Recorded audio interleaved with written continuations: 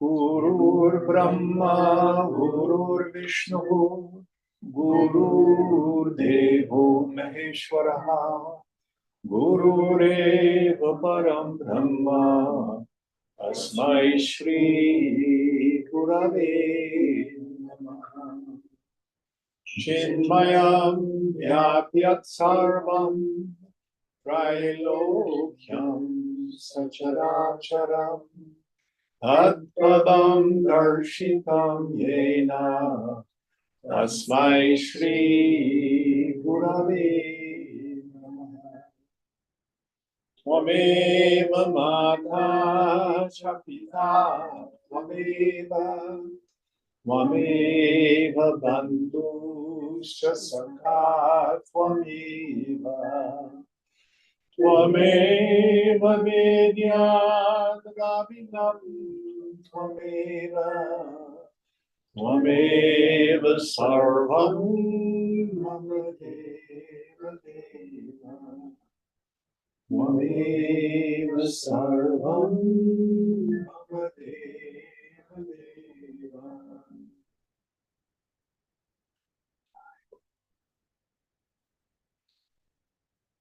Om Bhadram Karnevi Srinuyama Deva Bhadram Pashyemakshabhiryajatraha Sthiraya Rangai Stushtuvakum Sastanuvihi Vyashema Deva Hitam Yadayu Swasti na Indro Vridhashravaha Swasti na Pusha Vishwavedaha Swasti na Starsho Arishtanemi Swasti no Brahaspatir Tadatu Om Shanti Shanti Shanti.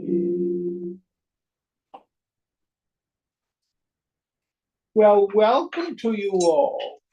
And Omni. Hello, Jim. Good morning. And how's baby? Doing okay. Hanging in there. And when's he going to come? October. October. I thought it was September. Oh, he's got a ways, yeah. Yeah, he's got some time. He's still cooking. Yep. And you're well? Yes, good. So where are we in our text? Chapter 2, Section 2, Mantra 2. 2. And I think Santosh is our I do need a book though. cubby. Do you have an extra one? I don't. Okay. Here, you can use it. Can I borrow yours? Yes.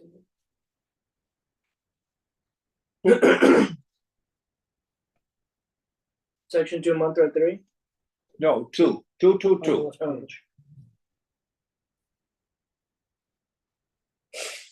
Nice and loud for the theme about. Okay. Yadachimad yada nubyo nucha yasmim loka nihita lokinascha tadetadaksharam brahmasa pranastadu vanmanaha tadetat satyam tadamritam tadvedavyam somya vidhi. Luminous, subtler than ever the subtlest, the imperishable Brahman alone is the abode of the world and all its inhabitants. He is life, speech, mind, reality, and immortality. I'm sorry, go ahead. That is the mark, goal, which should be penetrated by the mind. Penetrate it, oh my friend. So this is a very dense mantra. So let's parse it piece by piece. Again, a reminder of meditation verses. This is very definitely a meditation verse. They come in two kinds. We have the verses of negation, what the infinite is not. not iti, not iti, not this, not this. Then we have assertive mantras or shlokas. It is like this, it is like this, it is like this. What we always need to do with these verses is make sure we don't take a notion like Brahman or Atman and see it as an idea. What do you think about Brahman? Well, what do you think about Brahman? As if Brahman's out there someplace. You see, that does nothing to free us. The essence of the teaching is in the four great Mahavakyas, the profound utterances, one from each one of the Vedas. First one, Prajnanam Brahma. Brahman is consciousness. The second one, so important. This self is Brahman. Ayavatma Brahma. So as we deal with a verse like this, we must start with our direct experience. So here I have the coffee mug. Who there, out there, you folks, who sees the coffee mug? That's yourself. I do. I see the coffee mug. That's yourself. You don't get a new self. The self is not up in the sky. We start with our direct experience. Me, myself. My problem is not an ontological problem. Oh, Jim, how can I be Brahman? I'm a worm. I have all these problems and I'm depressed and I have a terrible boss. And, oh, the politics are making me feel so bad, etc., etc., etc. All that is rooted in what we call adhyasa. Who remembers what adhyasa is? Superimposition. Yes, I attribute to the self the qualities of the not-self. I superimpose on them. Our classic metaphor of a snake and the rope. There's a rope there on the ground, but because I'm deluded, I think it's a snake. Where is the snake? Is it on the ground? Where is it? It's in my mind. So what's here, just like the rope, is you. But in my delusion, I superimpose qualities of body, qualities of the subtle body, etc., on that direct experience. So, what this mantra is inviting us to do is get very still. We want to have kanu manasa, thinness of mind. And then this radical reversal of the attentive faculty. And see whether or not what the mantra is indicating is true about me. Now, here is a secret that many people do not understand. In a sense, we're dealing with two kinds of knowledge. There's the direct experience of the self. And the great cosmic joke is everybody already has that. The self doesn't have a problem. The self does not get liberated. Both bondage and liberation occur to my mind. So the second kind of knowledge is this transformation of the mind. Buddhi becomes Buddha, becomes awake. We have pratyabhijnanam, this recognition of what's really.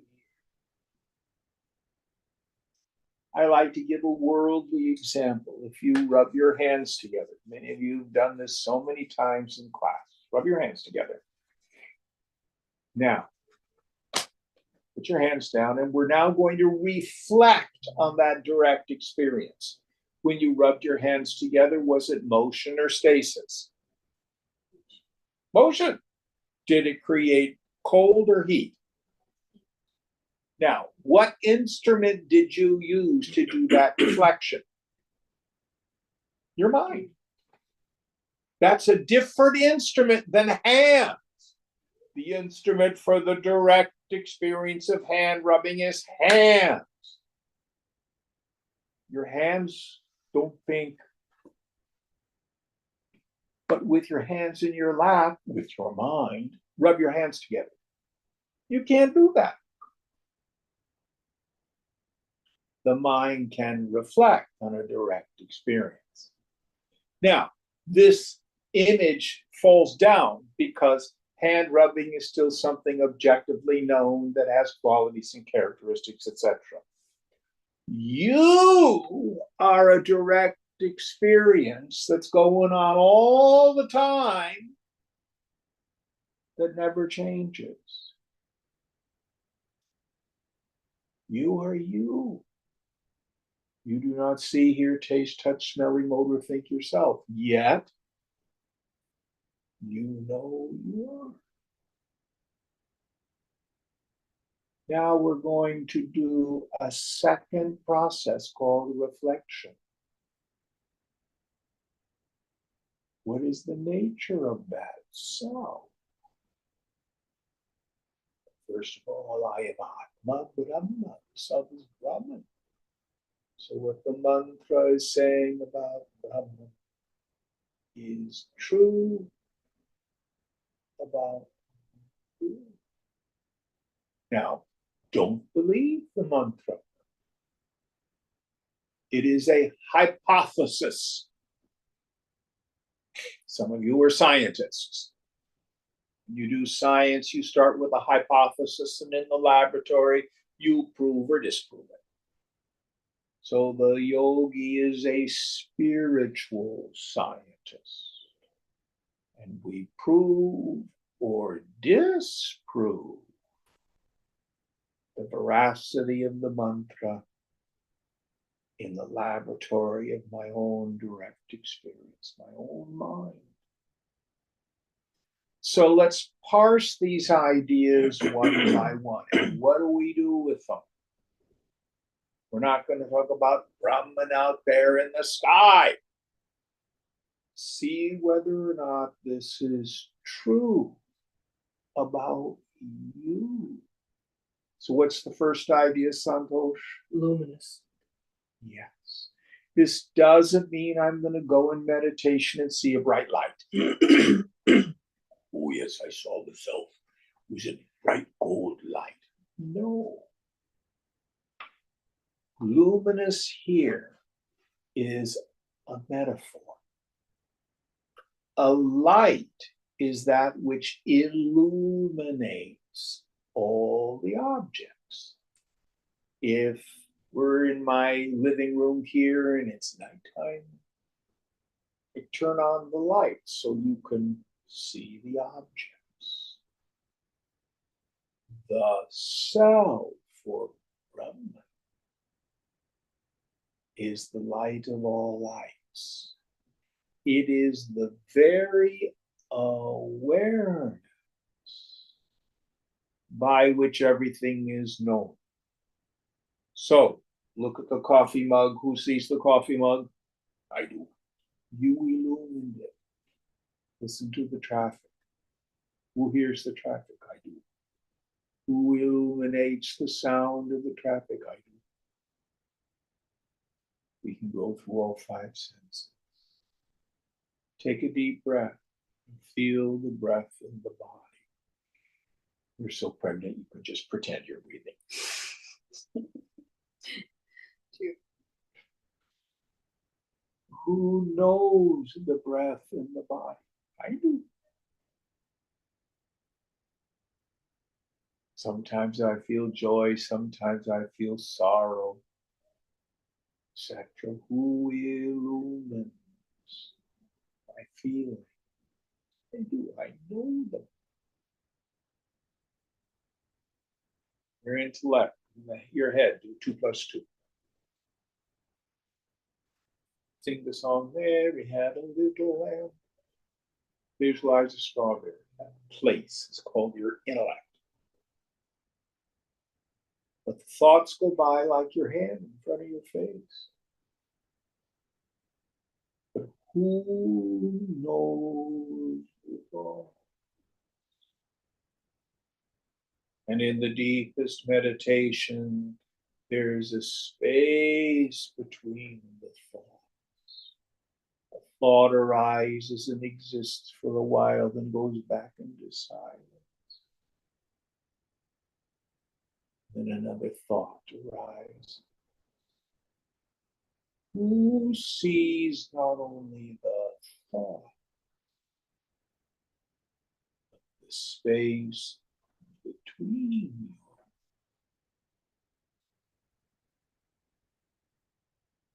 Now, if I turn on the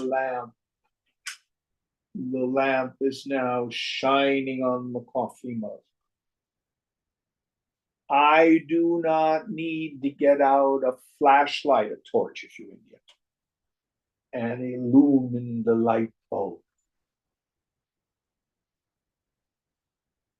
The light bulb needs no other light to illumine it. It is Swayam Jyoti, self-luminous. You are that by which everything is known, without which nothing is known. But you need no other luminosity to illumine you. Listen very carefully. You have a nose, you have a hand, you have a feeling, you have a thought. You do not have awareness.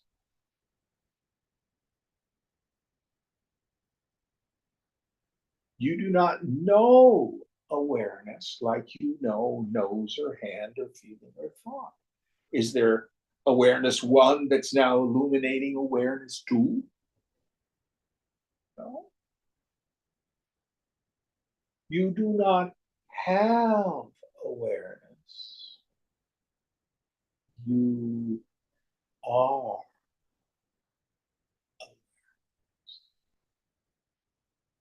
Ch.2. You are the space of pure awareness. You are luminosity itself.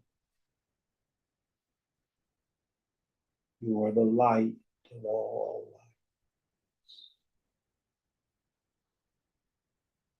lights. Next idea. Subtler than even the subtlest. Yes. So, subtler things pervade grosser things in Indian philosophy. We think of, say, ice is grosser than water. Water is grosser than steam. Steam is subtler than water. Water is subtler than ice. How subtle can we go? Well, we can say that air is pervading everything around here. What's subtler than air? There's the molecules. What's subtler than the molecules? The atoms. What's subtler than the atoms? These subatomic proteins. What's subtler than that? Scientists are going to have to help me. Is it quarks and strings and bows, something or others? I don't know. Then what do we find? Actually, most of it's just the potentiality of something being there. It's mostly just space. All of it is pervaded by consciousness. What do we mean by this? So, in the dream state, you have a dream body, you have a dream world, inside you have dream thoughts and feelings. But your mind is the material out of which every element in the dream is made. You pervade the dream. You didn't have to bring a friend, stuff them in your ear to dream about them. All of this arises in much the same way. Consciousness pervades it all, subtler than the subtlest. Next idea. That imperishable Brahman alone is the abode of this world and all its inhabitants. Yes. Where does the phenomenal universe take place? This becomes easy to understand if we go to the dream state. Sarvam idam swapne veti. All this is, as it were, like a dream. So, in the dream, your one individual mind is the source, the origin, the substance, the cause of every element in your dream. I had a weird dream last night. There was a car, and then there was this really weird cell phone, and my friend Susan was in the dream, and was trying to accomplish something, and we were late, and she was supposed to drive us someplace, and she just would not get off the dime and do it. I got really mad at her, and she just walked away, Very weird dream. All the elements, the world of that dream was in my mind. It was my mind itself that appeared as the dream. Now, the Christians say, you are the potter, I am the clay. God is a creator. We are in the creation, and we are creatures.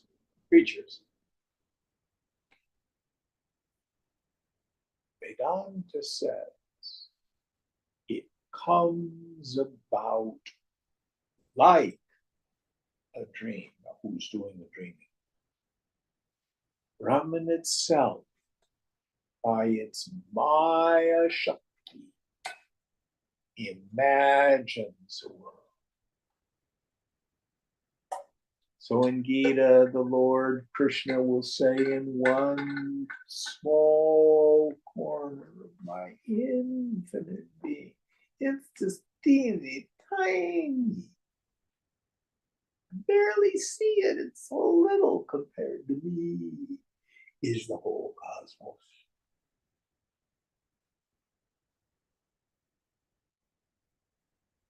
But how has it come about?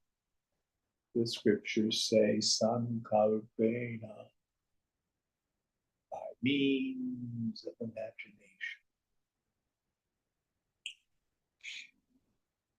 Now, the significance of this is profound. Ultimately, there's nothing outside of God.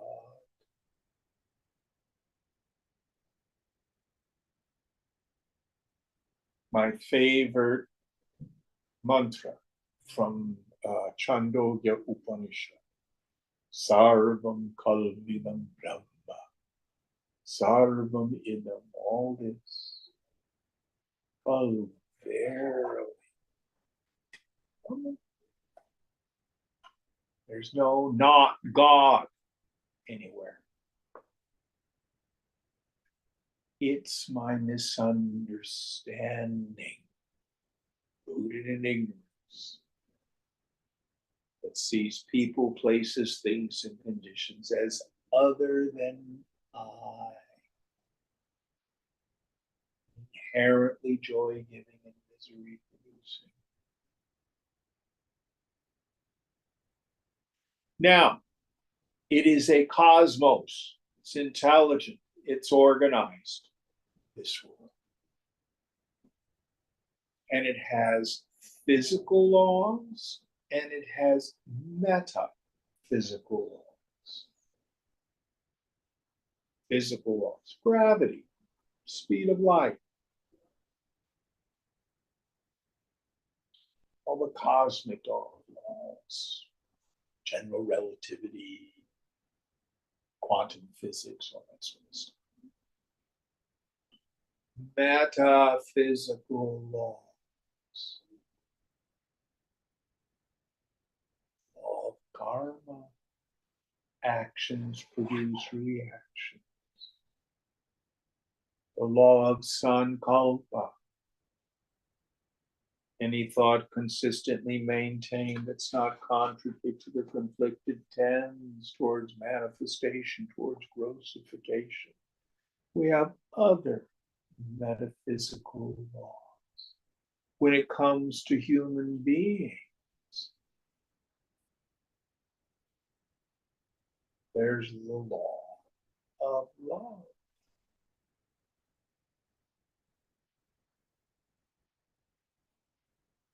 When we get shut down from the experience of love, we start to move out of manifestation. If you're filled with hate, and fear, and revenge, etc., time you're going to feel very low. You keep at it, it'll make you sick. If you keep at it, you're done.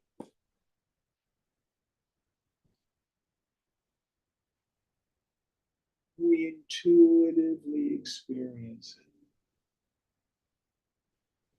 This is why, when we're in the presence of these great Mahatmas like Ramana Maharshi, even wild animals were attracted to it.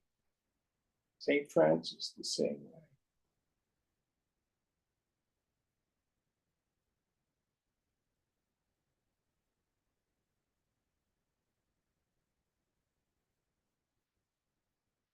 Next idea.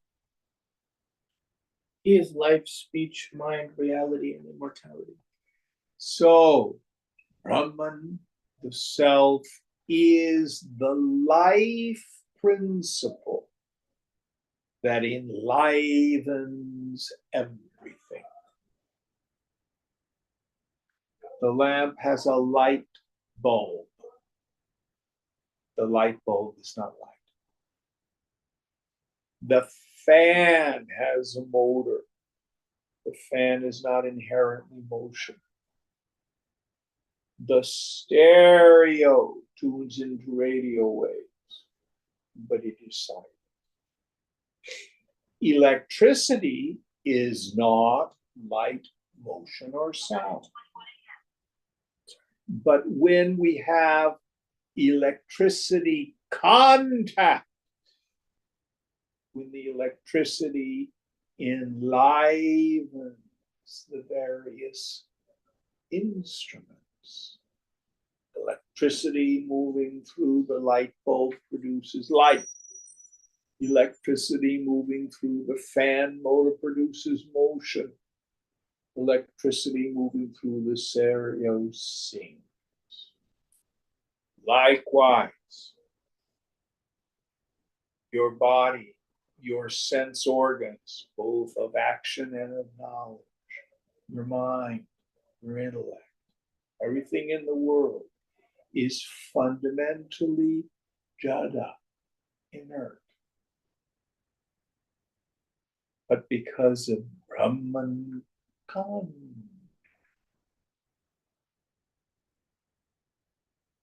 the eyes see, the speech can sound, the senses work, the mind can feel, the intellect can think. Now, this Brahman contact, we get this marvelous expression in Gita, Asparsha Yoga. The root is prichati. Who can tell me what that means? What? To touch. To touch, yes. So, asparsha means what? Untouched. Yoga comes from the root yuj. What does yuj mean? Join. Make up your mind. Asparsha yoga. Is it untouched or is it joined? Yes. Swamiji used to call it the touch of the untouched. So even though you are Baba, you are being itself, are the reason the body can move, the speech can happen, the senses can perceive, the mind can feel, the intellect can think. Yet, you are never touched by. You remain as the untouched witness of it all.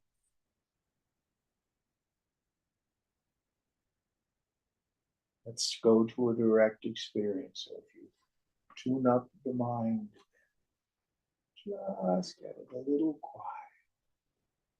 Notice yourself. You get the sense that you are this vast, empty space everywhere. Now move your hand. Did yourself change? Ooh. Think the thought 2 + 2 = 4. Did you change? No. Think a loving thought. May all beings be happy.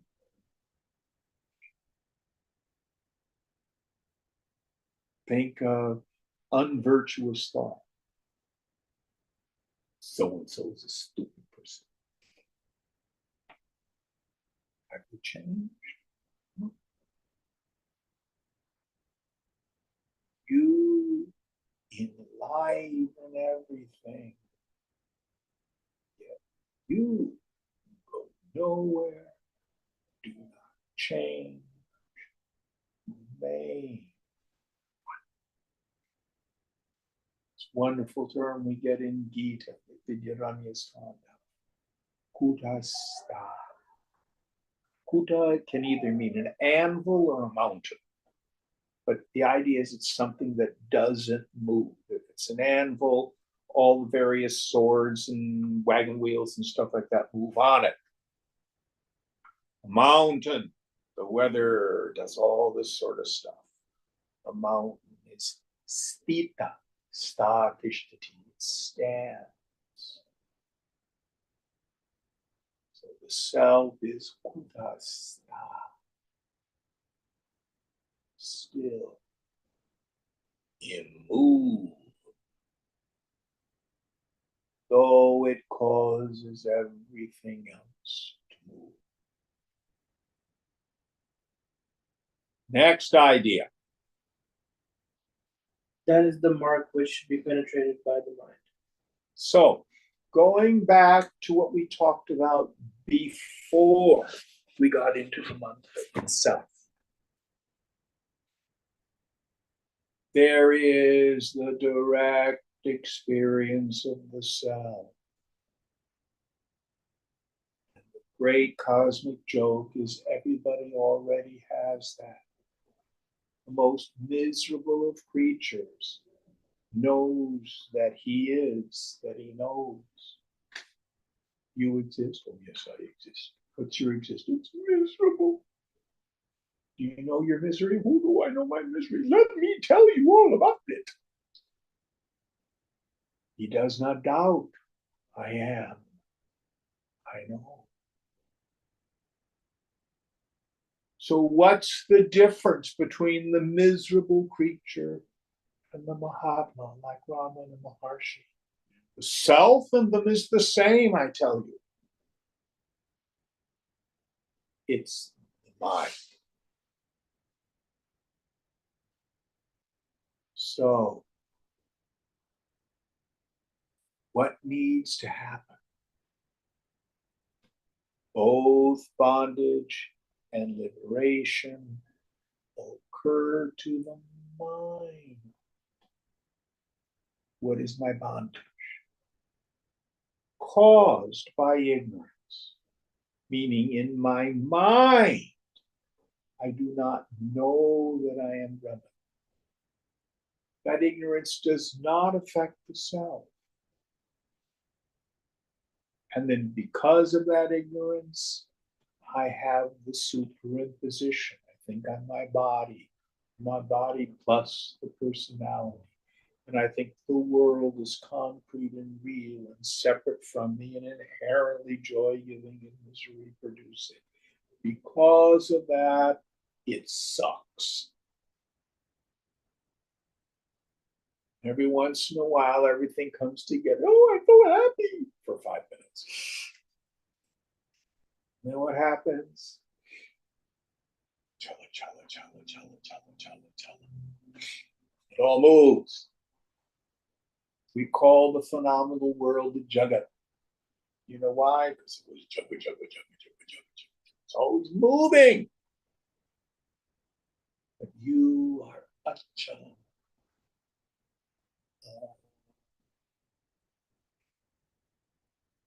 But if I do not know that, where, technically speaking, it occurs in the Vijnana Maya Kusha, the subtle intellect, then I'm a miserable creature. I'm a sansari. There is no other moksha, no other liberation than the deeply rooted conviction, not that I'm a knower of Brahman. It's more foolishness, but that I am Brahman. But not just what we call indirect knowledge, aparoksha jnana, indirect knowledge. It has to be direct experience, aparoksha jnana, meaning I've gone through the process. A little bit of renunciation. Mind's not so agitated. Work on dropping these identifications with the body and the soul. And the moments that are auspicious when the mind is very still. Introvert your attention. Notice the noticer. Who am I?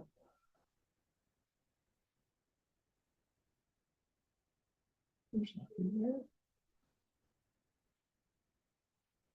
Yet it shines as I. When the mind abides in such peace, such peace. And it's the mind that then goes, I get it. I'm not a person. Never was. It was all an illusion. What is it that's having this insight? The mind. The buddhi is becoming Buddha, awake. And that changes everything.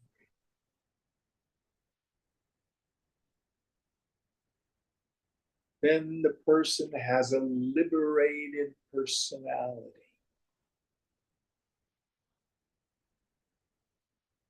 Simply speaking, I know it's all going to be okay because nothing touches me.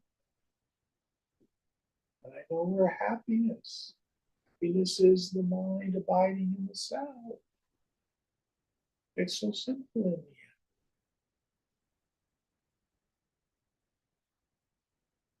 So this transformation, this aha, this pratyabhijnana, this recognition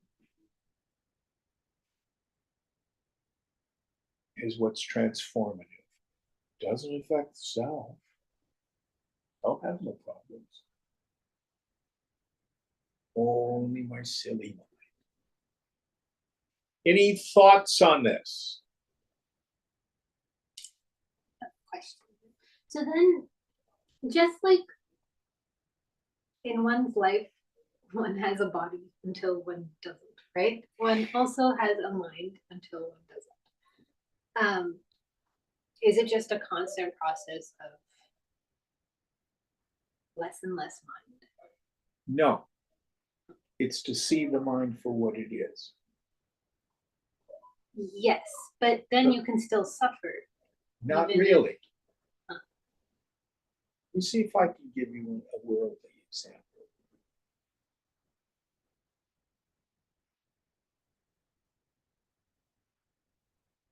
Nothing's coming to mind. Mm.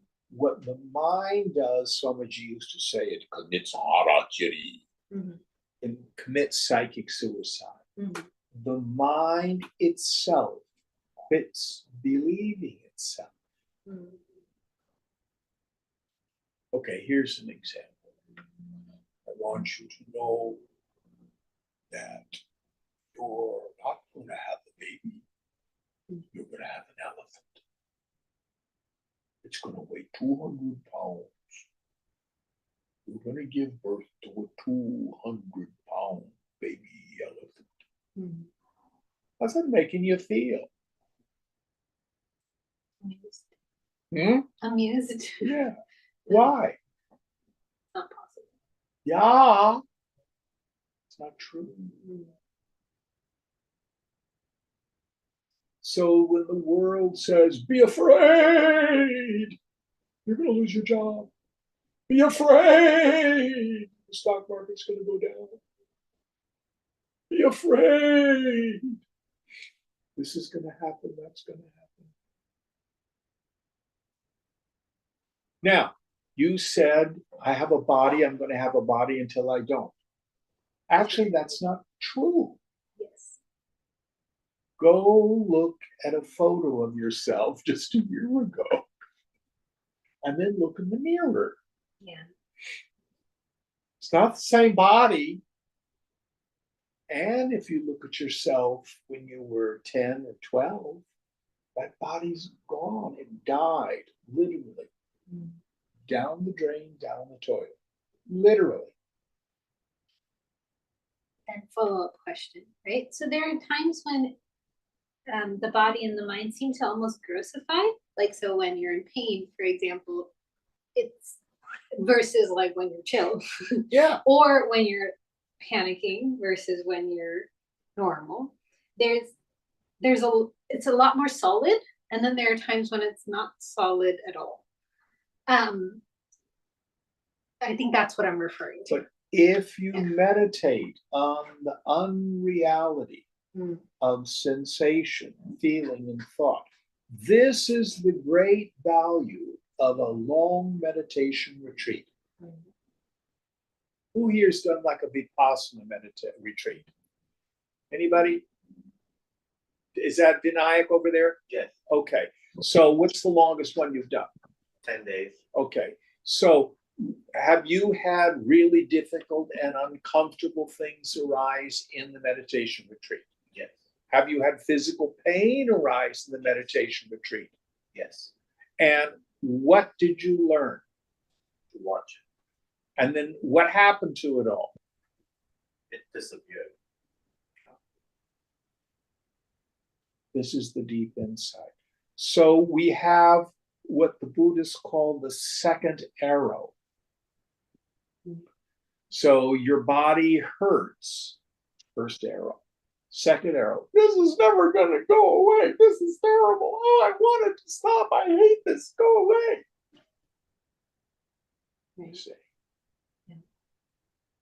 Pain is inevitable. Suffering is optional. Does that help? Yes. So you start with a deep understanding of the fundamental impermanence. So I'm going to get a little nerdy here. I'm going through Vivekachudamani with a student again. We're going through the qualifications of a fit student. One of my favorite shlokas. Brahma Satyam Jagan Nityeti Rupa Vinishchayaha Soyam Nitya Anitya Vastu Viveka Samudarataha. Swamiji translates it as that firm conviction of the intellect that Brahman alone is real and the phenomenal world is unreal is known as discrimination between the real and the unreal likewise. Let's actually look at the Sanskrit. Brahma Satyam Jagan Nitya. Brahman alone is real, true, exists, Satyam. Mhm. Jagat, the phenomenal world, is Nitya. What does Nitya mean? Limited. Limited. No, it means illusion. Illusion, a lie. So that firm understanding is called Nitya Anitya Vivekaha. What does Nitya mean? Let's say Eternal. what? Eternal. Now, eternal is different than Purana or Sanatana. What does Sanatana or Purana mean? Old, ancient. Yes. And Nitya, eternal, outside of time and space. Anitya means not eternal. So what you understand in a meditation retreat is the fundamental impermanence of every form, gross and subtle. You don't have to do anything about it. It will pass. Oh, Jim, I just feel so terrible. Everything. Worry. It will pass. Now, antipathetically, oh, Jim, I feel so good. I got this raise. I got my promotion. People are being nice to me. Yada, yada, yada. Don't worry. It will pass. So the yogi learns to stand apart. Turn down the volume level. Don't get caught up being attached to, trying to control circumstances in the phenomenal world. You don't need to. It will pass. Now, the other thing the mind learns, what does it feel like to want something I don't have? It sucks. Raga, Dvesha, Bhaya. Attached to it being this way. Raga, Dvesha, I can't have it that way. Bhaya, I got what I want, but I'm afraid I'm going to lose it. Fear. Bhaya means fear. Can you find any other kind of mental suffering? Yoga simply says, why try to cover the world in leather when you can wear shoes? Quit playing whack-a-mole with the world. It's a losing strategy. Don't believe me? None of us are kids. Look to your direct experience. So, the tradition says, let it go. Now, your world example. I bet you left San Jose in plenty of time to get here on time. And then you ran into traffic because of the rain. Is that right? Yep. And, oh, we're going to be late. Oh, we're going to be late. Oh, we're going to be late. Am I right? And then at some point, did you say, we'll get there when we get there? Yes. Is that what happened literally? Yes. So, we're going to be late. We're going to be late. Why were you upset? Attached, controlling, expectation. And then you dropped it.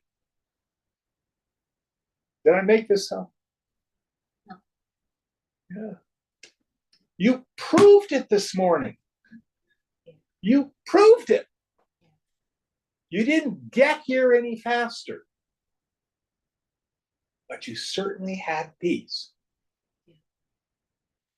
Does everybody see that? There it is. There is what yoga says. That's how to get rid of the suffering. Let the effing stuff go. So the only thing that changes is maybe you get better at dropping it. Maybe. Well, when you fundamentally see It's unreal. that arising on time has nothing to do with happiness, Yeah. you quit getting worked up about it. Now, should you be timely? Of course we should. Why? Out of compassion for other people. Right.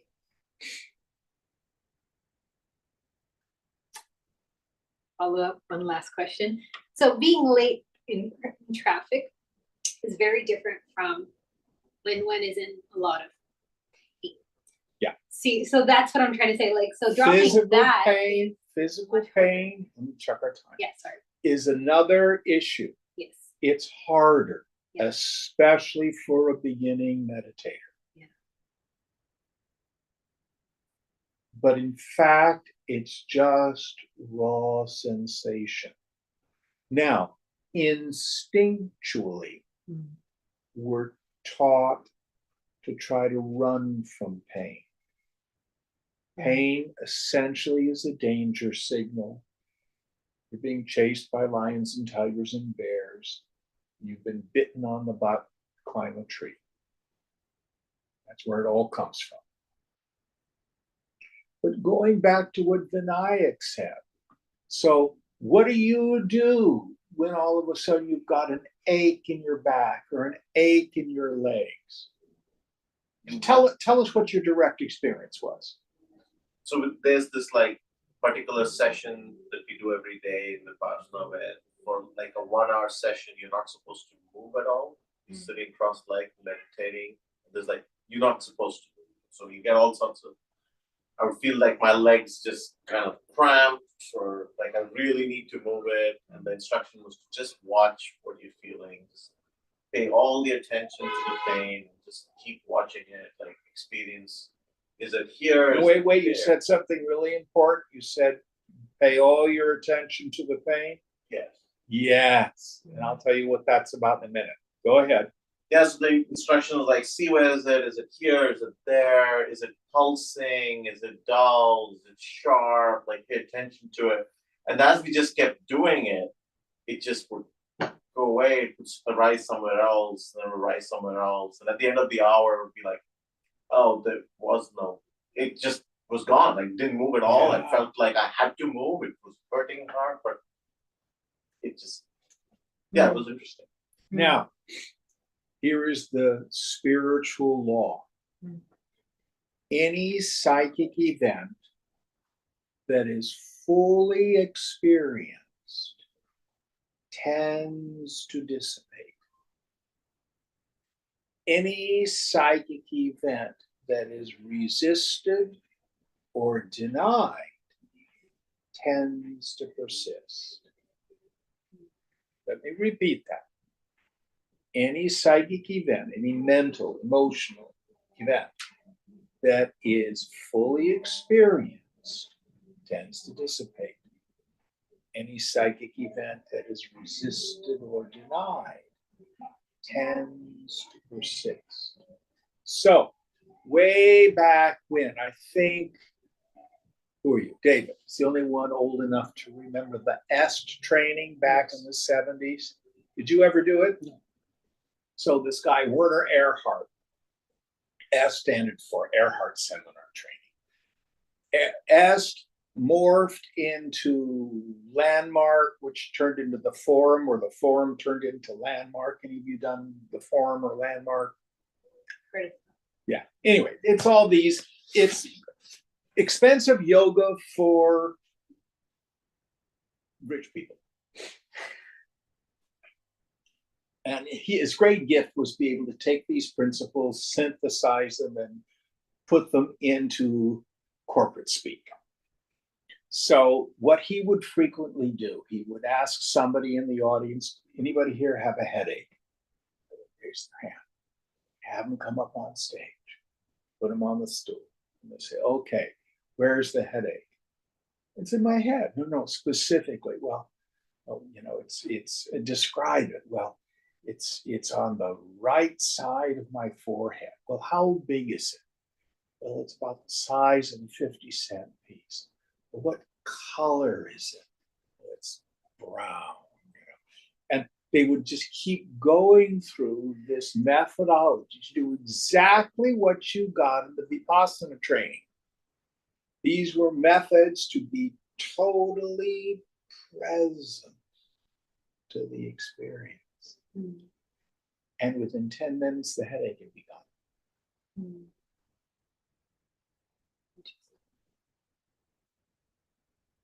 It's just raw sensation.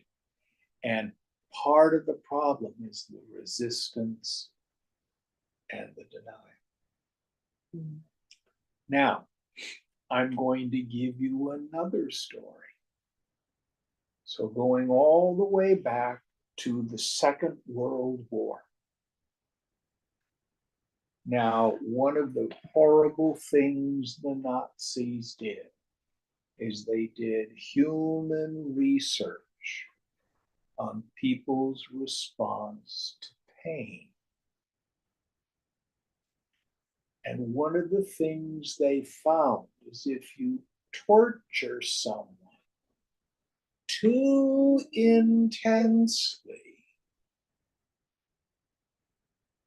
they go into bliss. Oh, that makes sense.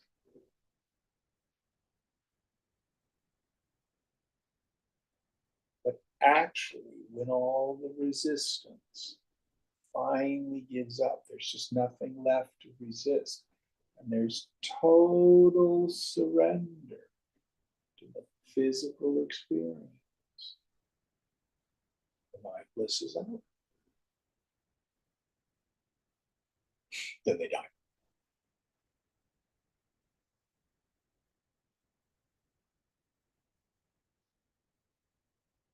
But this is the principle.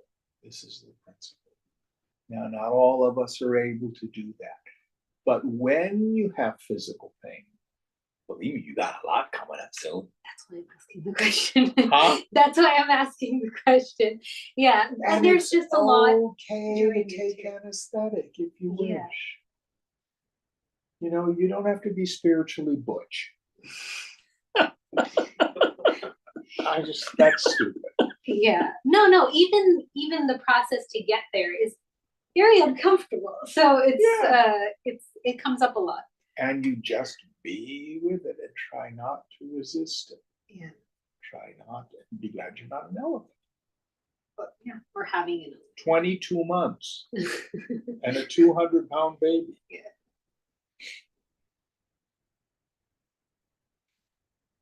All right.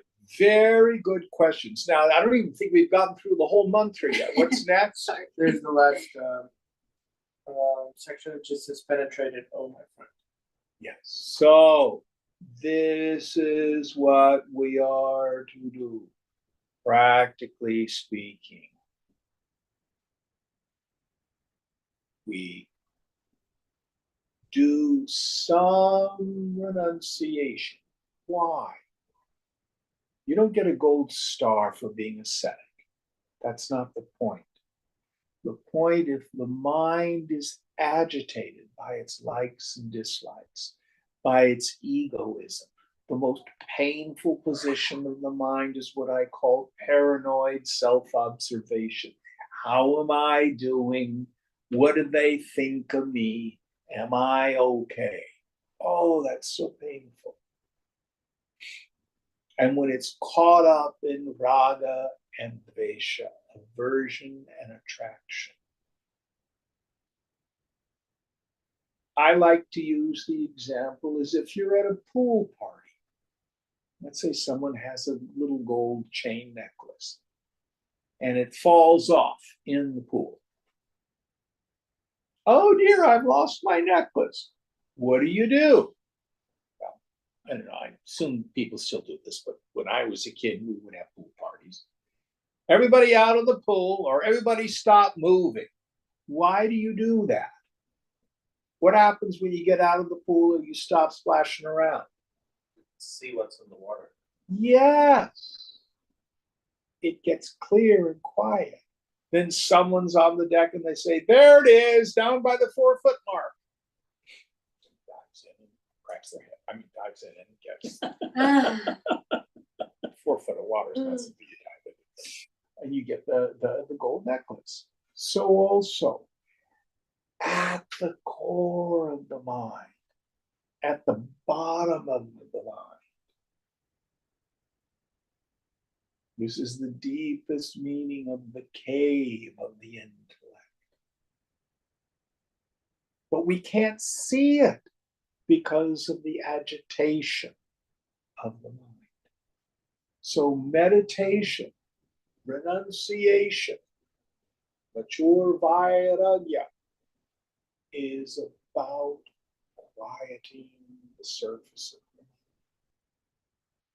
Then when we introvert the attentive faculty, Atma Vichara, inquire into the nature of the self.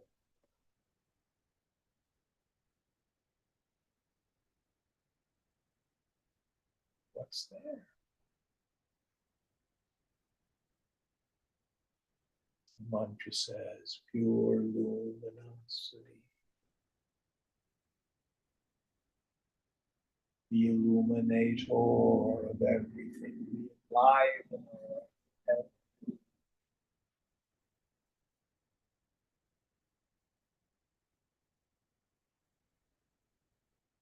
that which is birthless, changeless, deathless, always the same. Not up there in the sky, but my very self. Don't believe me. You go there. You true.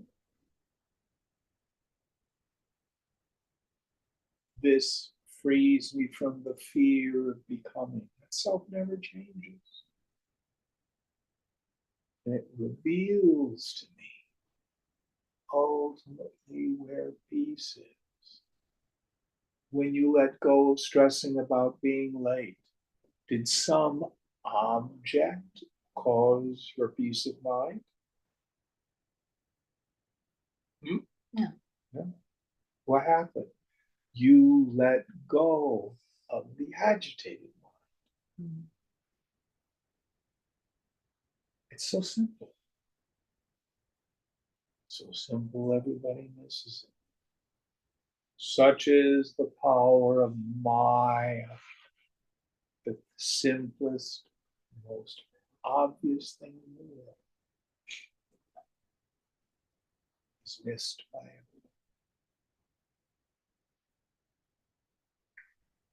All right, this is a wonderful Upanishad. It's dense, dense, dense. So we're on mantra 3 in section 2 next week. Yes? Yes. Yes. All right. Om Purnamada Purnamidam Purnat Purnamudachyate Purnasya Purnamadaya Purnameva Vashishyate. Om Shanti Shanti Shanti. Hari Om Shri Guru Pyo Namaha. Hari Om.